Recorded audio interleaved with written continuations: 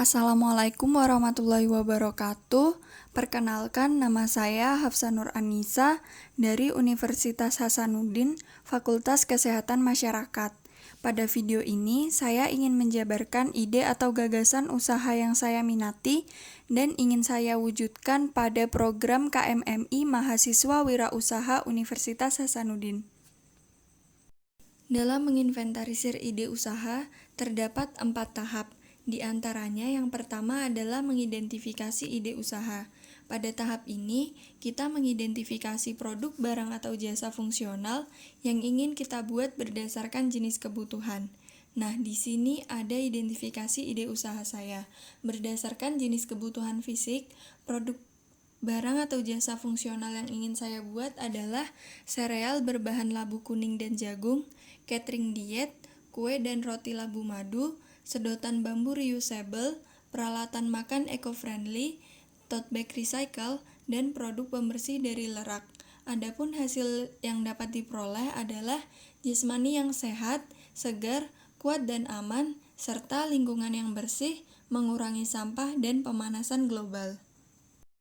Kemudian, berdasarkan jenis kebutuhan mental rasional, produk barang atau jasa fungsional yang ingin saya buat adalah aplikasi belajar bahasa, aplikasi pengembangan hard skill, layanan perpustakaan online, podcast seputar world issues, dan audiobook.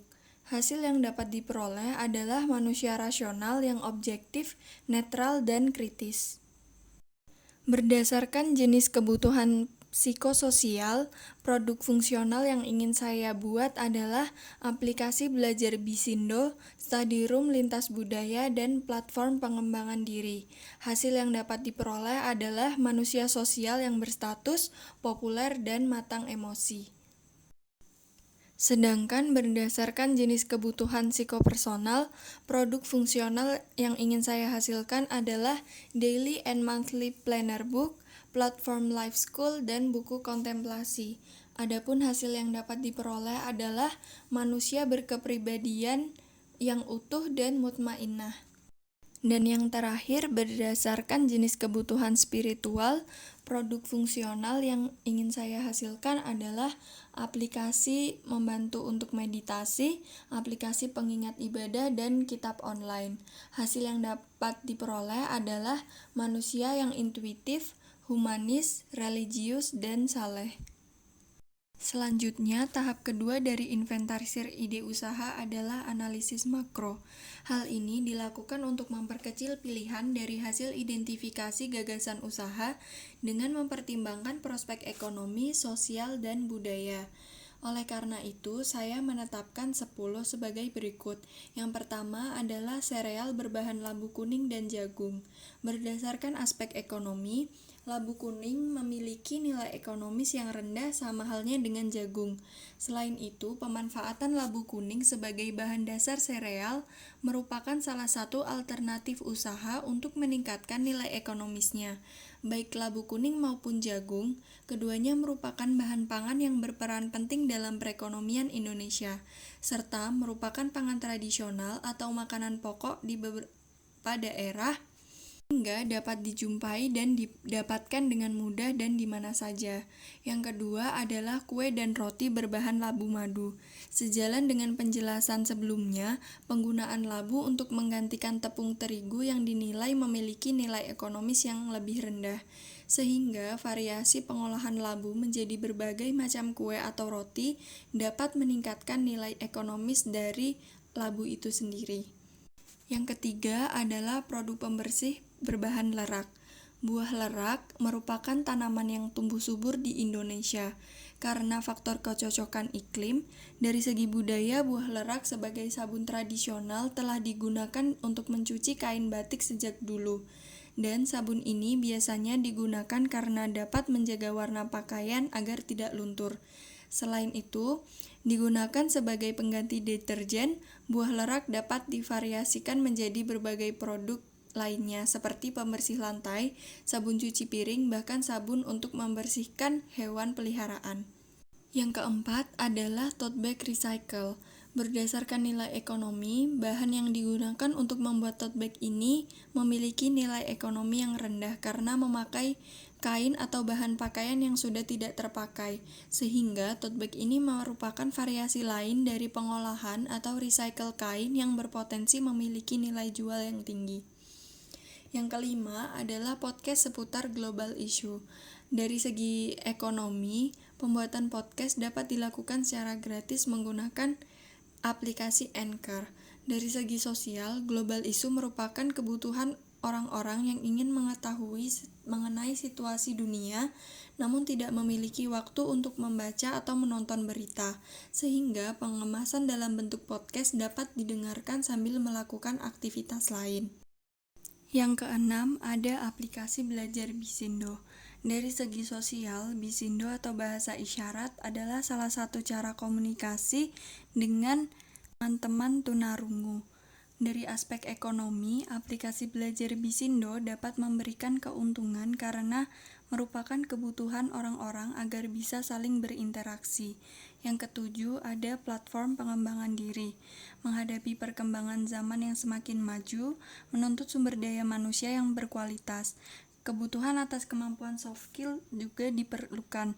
Oleh karena itu, platform pengembangan diri merupakan wadah yang diperlukan masyarakat untuk meningkatkan kemampuan dan kualitas berpikir.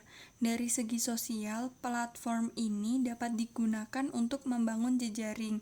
Dari aspek budaya, platform ini sebagai tempat untuk mengenal budaya lain baik dalam negeri maupun luar negeri. Serta dari aspek ekonomi, produk jasa ini dapat menghasilkan nilai jual dari berbagai program pelatihan di dalamnya. Yang kedelapan ada platform life school. Dari aspek ekonomi, hal ini dapat memberikan penghasilan dengan usaha memberikan konten-konten seputar pelajaran untuk menjalani hidup lebih baik dan bahagia, baik melalui platform YouTube maupun website. Selain itu, juga dapat melalui program mentoring maupun webinar. Dari aspek sosial, kebutuhan manusia akan bersosialisasi dengan baik dapat ditunjang dengan produk dan layanan dari jasa ini. Kemudian yang kesembilan ada aplikasi untuk belajar mengembangkan hard skill. Kebutuhan untuk menguasai hard skill juga dibutuhkan di era teknologi yang semakin maju untuk menyeimbangkan diri kita terhadap perubahan tersebut. Dari aspek ekonomi, meskipun modal yang tidak sedikit, namun produk pembelajaran seperti ini juga banyak dibutuhkan dan hasil yang didapatkan pun juga sebanding dengan yang dikeluarkan. Selanjutnya yang ke-10 ada aplikasi meditasi. Dari aspek sosial, meditasi ini dibutuhkan oleh orang-orang untuk menenangkan hati dan menjernihkan pikirannya dari berbagai masalah atau tekanan yang dihadapi. Pada aspek budaya, produk ini tidak bertentangan dengan budaya yang dijalankan. Sedangkan pada aspek ekonomi, aplikasi meditasi tentu membutuhkan dana yang tidak sedikit, namun dapat memberikan hasil dari pembelian produk yang disediakan oleh orang-orang yang membutuhkan ketenangan jiwa dan pikiran untuk kesehatan mentalnya. Pada tahap ketiga dari inventarisir ide usaha adalah analisis mikro. Analisis mikro ini merupakan alternatif pilihan dari tahap sebelumnya yang diperkecil lagi dengan mempertimbangkan potensi diri atau faktor internal diri kita. Oleh karena itu, saya memilih 5 dari ide gagasan sebelumnya yang telah dianalisis makro berdasarkan faktor internal diri saya.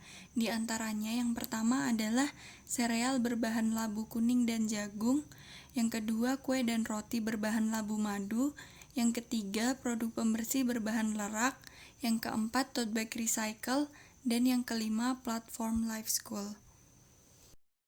Selanjutnya, tahap terakhir dalam menginventarisir ide usaha adalah analisis SWOT.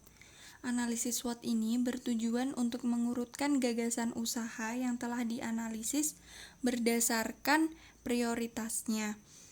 Dari 5 ide gagasan yang telah dianalisis mikro, saya menetapkan menjadi 3 usaha yang diranking berdasarkan faktor pertimbangan, pengetahuan dan keterampilan, lahan, bangunan, peralatan, tenaga kerja, dan finansial, sehingga dapat dilihat bahwa prioritas pertama adalah kue dan roti berbahan labu madu, prioritas kedua produk pembersih berbahan lerak, dan yang prioritas ketiga adalah platform life school. Dari tahapan inventarisir ide usaha yang telah dilakukan, prioritas ide atau gagasan usaha saya yaitu kue dan roti berbahan labu madu.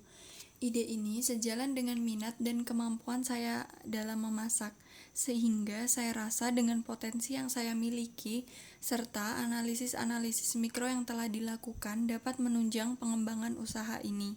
Selain itu, saya ingin menciptakan sebuah inovasi pada produk saya, namun tetap memiliki nilai manfaat bagi orang banyak. Mengapa saya memilih produk ini? Karena saya memiliki ketertarikan di usaha di bidang makanan atau kuliner. Dalam hal ini adalah kue dan roti dengan berbahan dasar labu madu seperti yang telah didapatkan dari inventarisir sebelumnya. Karena labu madu ini memiliki kandungan karbohidrat yang dapat digunakan sebagai pengganti tepung terigu. Selain itu, kaya akan beta-karoten, antioksidan, vitamin A dan B kompleks, serta mineral kalsium, Fe, dan natrium. Dibandingkan dengan tepung terigu, labu madu memiliki kandungan inulin dan serat pangan yang dibutuhkan untuk pemeliharaan kesehatan maupun pada orang yang sedang menjalani program diet. Pengolahan labu madu menjadi berbagai macam kue dan roti seperti brownies, donat, puding, biskuit, roti tawar, dan lain sebagainya dapat menjadi variasi makanan atau cemilan yang lebih sehat. Selain itu, bagi seseorang yang intoleran terhadap kandungan gluten, hal ini dapat dikonsumsi sebagai pengganti roti atau kue yang biasanya menggunakan bahan tepung terigu, sehingga produk makanan ini dapat dikonsumsi oleh berbagai kalangan, kecuali oleh seseorang yang memiliki alergi terhadap labu, maupun pada seseorang yang sedang menjalani program diet. Nah, itu tadi adalah penjabaran dari inventarisir ide ataupun gagasan usaha yang ingin saya lakukan. Kurang lebihnya saya mohon maaf. Sekian dan terima kasih. Wassalamualaikum warahmatullahi wabarakatuh.